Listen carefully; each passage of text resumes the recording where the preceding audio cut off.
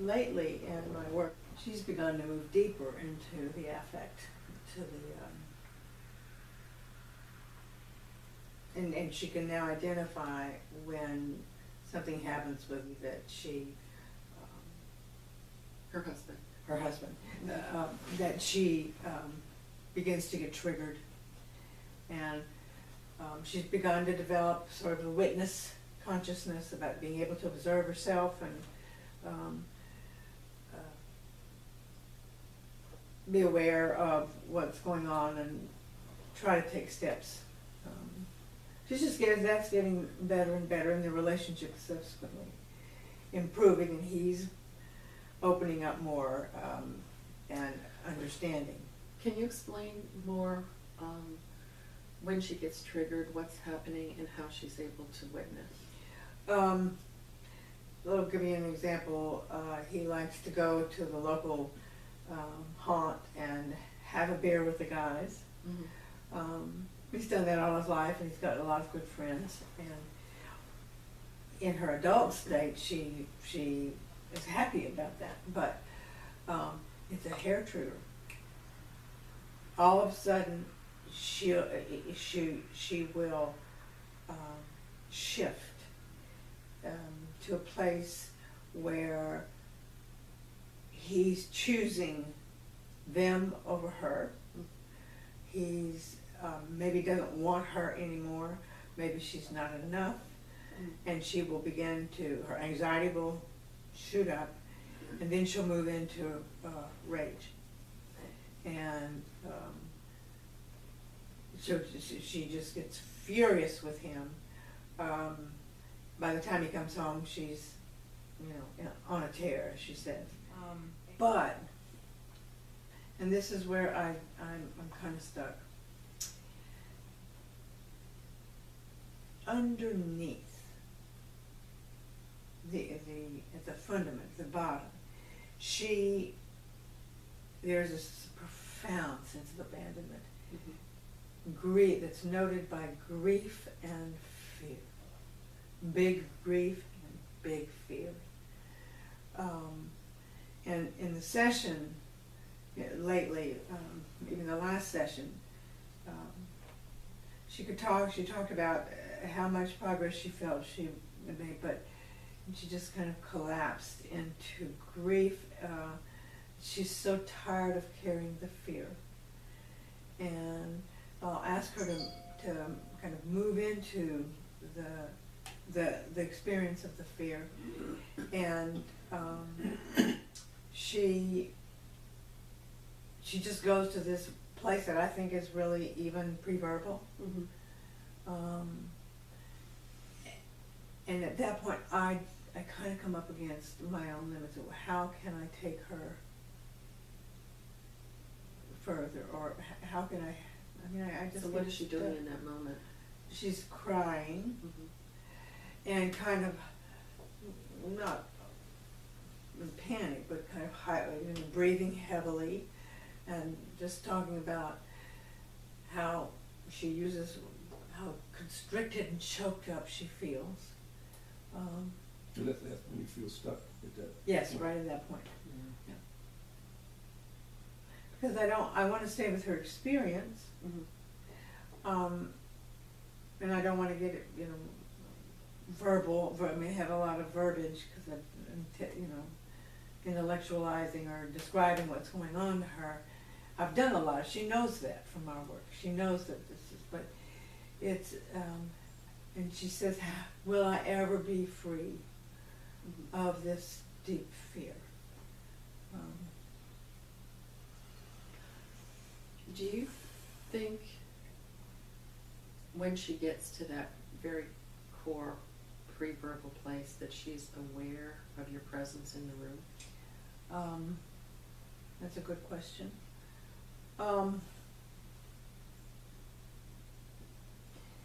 Maybe a bit, but I think it would be easy to lose me. Mm-hmm. I'm very attentive when she's in that place, and I tell her that we're in this together, and I'm with her.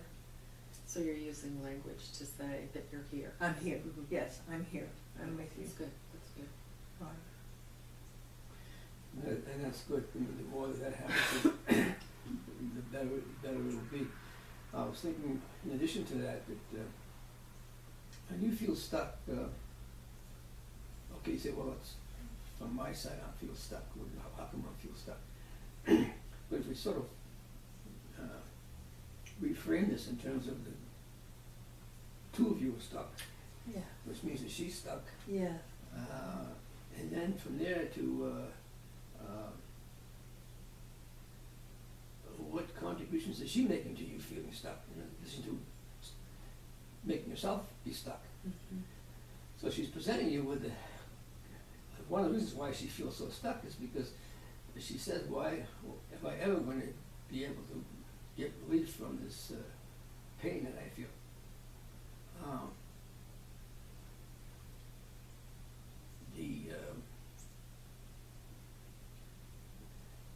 The way that she conceives of it, probably non-reconcilable. Not the two of them can't, because she's, and this is where the transferential implications come into it. She's hoping that you'll be able to do this, which nobody can do. Neither she nor you can, but she's hoping, and that's. And her hope triggers my sense that I need to, and I've got to find a way to, and I ought to be able to. And then feel stuck. Then that is you're right. Mm-hmm. You're absolutely right. That's very helpful. Mm-hmm. Yeah, and that's really good, Jack. I had a couple of other thoughts, sort of reminded of what Bessel van der Kolk talks about in terms of when someone is stuck in a traumatic reliving. If you can get them to move in some way, you're re-engaging parts of the adult self in the present moment. So I'm wondering, is her head down? Is she not making eye contact? That's why I asked, is she aware? But I'm wondering what might happen if we think about allowing her to go deeper into these feeling places, because she needs to do that, and she needs to feel your presence with her in the room, right? As opposed to an infant being abandoned in her crib or her bed, or I mean, we don't know, right, where to locate this, and it's probably crosses many years. Yeah, absolutely. But to somehow find a way to be with her, to move in and out of that. That's really that's good. Primary creative experience. Move in and out and back again and in and out. Well, yeah, and that will happen if you. And tell me what you think about this too. But just to say, well, just look up and make eye contact with me for a minute, right. and we're both in here, and I just want you to know that so that something more than just hearing your voice, where she's having to do something to get a little bit unstuck. Right. And if we say we say unstuck as unstuck being not caught back in time where she can't get out. Okay. That's what unstuck means. I mean, it would be a way. So she says, say I make eye contact with her, and she says, will I ever be free of this pain? And that's how what Patricia's saying about if you kind of bring her back to your presence and remind her of your presence in many different ways you can do, because it's your presence that actually makes a difference. Right. In this dualism that she says set up, this unresolvable, will ever be free from this pain, and then your presence in, for example, I guess that's what I would say, when she says, will I ever be free of this pain? Well, it's very good that you're able to put that into words like that. Oh, that's moment to moment. That's moment to moment. That's right. And it's also doing what Patricia said, right. You're sort of bringing her back to your presence. And to add to that, I would say I would try to track a little bit to get her to differentiate between where she was when she was deeply sobbing, and then when you asked her to make eye contact. So what's it like now? To just say, I'm just wondering, as you're looking at me and you're uttering these words, did the level of pain shift at all? Yes. When you had your head down and Right. you were deeply sobbing, and then now when you're looking at me and speaking, is there any level, even a nuanced level of difference in the pain level? And so that way, moment to moment, you're doing what a good parent does by beginning to teach modulation Right. through your presence Right, and through right. your being with her. Right. Right. If she can differentiate even in the slightest.